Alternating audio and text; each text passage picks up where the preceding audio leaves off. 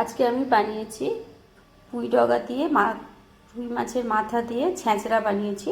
দেখুন কত সুন্দর হয়েছে। এটা কিভাবে কাটি পুঁই ডগা সেটাকে আমি দেখাচ্ছি। সবজিগুলো কেটে নিয়েছি, আমি শুধু পুঁই ডগাটাকে কেটে দেখাচ্ছি, আর সবজিগুলো কিভাবে কেটেছি সেটাও আমি দেখিয়ে দেবো। পাতাগুলোকে ছাড়িয়ে নিচ্ছি, ছাড়িয়ে সরিয়ে নিচ্ছি। পাতাগুলোকেও কেটে দেবো পরে।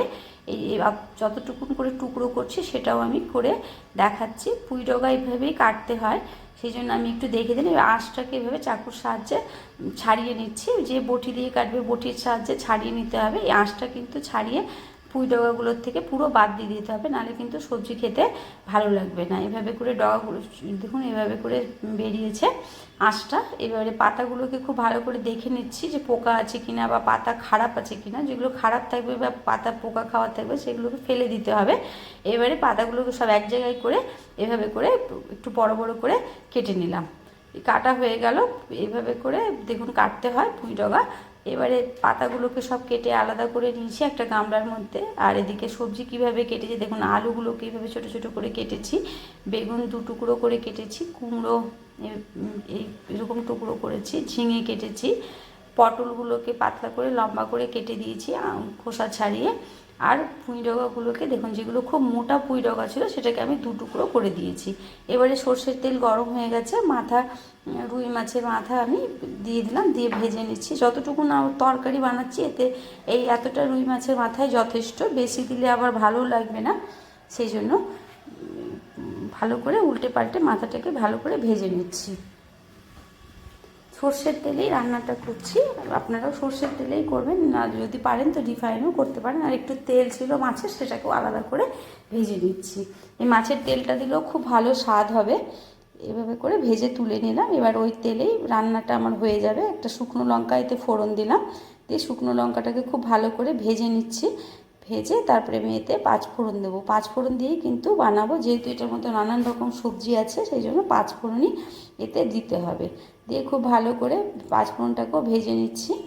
ভেজে এবারে সবজিগুলোকে আমি সব একসাথে দিয়ে দিচ্ছি, কোনো আলাদা আলাদা করে ভাজছি না কিছুই। আর প্রথমে আলুটাকে আমি ভেজে নেব, কারণ আলু একটু সেদ্ধ হতে সময় লাগে, সেই জন্য আলুটাকে প্রথমে খুব ভালো করে লাল করে ভেজে নেব। তারপরে সবজিগুলোকে আমি দিয়ে দিলাম, দিয়ে সবজিগুলোকে ভালো করে মিলিয়ে নিচ্ছি। মিলিয়ে ঢেকে দেবো, অনেকক্ষণ একটু সেদ্ধ করে নেবো একটু। তারপরে ঢাকনা খুলে আবারও নেড়ে এবারের মধ্যে মশলাগুলো আমি এতে দেব। কোনো বিশেষ মশলা দিয়ে কিন্তু বানাচ্ছি না, খুব ঘরোয়া সাধারণ মশলা দিয়ে রান্নাটা হবে, কিন্তু খুব ভালো লাগে। এবারে পুঁই পাতাগুলোকেও দিয়ে দিলাম, দিয়ে আবারও কিছুক্ষণের জন্য ঢেকে দিলাম। কিছুক্ষণ পরে ঢাকনা খুলে দেখুন পাতাগুলোও মজে এসছে, সবজিটাও খুব ভালো করে মজে এসছে। এবারে আমি এতে দেব মশলা। হলুদ দিচ্ছি, স্বাদ মতন নুন দিলাম, সবজি গলে যাবে সেই বুঝেই নুনটা দেওয়া হচ্ছে। লঙ্কার গুঁড়ো দিলাম, আর দেবো জিরের গুঁড়ো আর হলুদ। জিরের গুঁড়ো দিলাম খুব সামান্য, জিরের গুঁড়ো দিয়ে আদা বাটা 1 চামচ আদা বাটা দিলাম। হলুদ তো আমি আগেই দিয়ে দিয়েছিলাম, ভুল করে বললাম। আদা বাটা কিন্তু একটু বেশি দিয়েছি, 1 চামচ ভরে দিয়েছি। নেড়ে দিচ্ছি খুব ভালো করে, সবজিটাকে মিলিয়ে নিচ্ছি। সবজি প্রায় অনেকটাই গলে এসেছে। এবারে আবারও ঢেকে দেবো, ঢেকে কিছুক্ষণ রাখবো। রেখেছি দেখুন জল অনেকটা ছেড়েছে নুন দেওয়ার জন্য। এতে কোনো এক্সট্রা জল দেবো না, সবজির থেকে যে জল বেরিয়েছে এই জলেই কিন্তু সবজিটা ভালো করে সেদ্ধ হবে।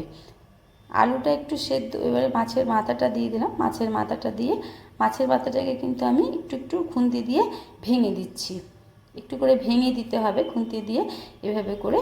তাহলে পরে আবার কিছুক্ষণ ঢেকে রাখছি, মাছের মাথাটাও ওতে সেদ্ধ হয়ে যাবে। তারপরে ভেঙে দিতে আরও সুবিধে হবে। কিন্তু মাছের মাথাটাকে খুব খুন্তি দিয়ে দিয়ে সবজিগুলোকেও একটু ভেঙে ভেঙে দিতে হবে সবগুলো, যেহেতু এটা ছ্যাঁচড়া, সেই জন্য খুব ভালো করে সবজিগুলোকে মিলিয়ে দিতে হবে খুন্তি দিয়ে নেড়ে নেড়ে।